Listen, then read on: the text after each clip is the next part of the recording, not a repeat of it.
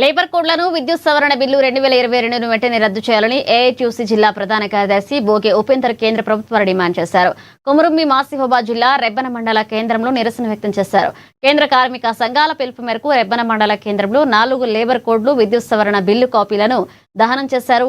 కేంద్ర ప్రభుత్వం కార్మిక కర్షక వ్యతిరేక విధానాలు వీడనాడాలని డిమాండ్ చేశారు.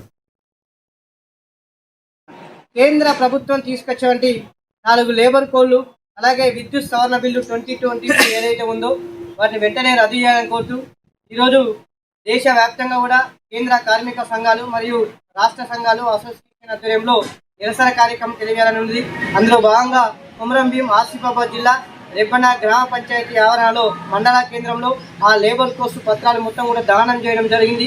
ఈ సందర్భంగా మేము కేంద్ర ప్రభుత్వానికి ఒకటే డిమాండ్ చేసింది ఏంటంటే, ఏదైతే కార్మికులు ఎన్నో పోరాటాలు ఎన్నో త్యాగాలు చేసి ఎన్నో అక్రమ కేసులు భరించి 44 కార్మిక చట్టాలు తయారు చేసుకోవడం జరిగింది, సాధించుకోవడం జరిగింది.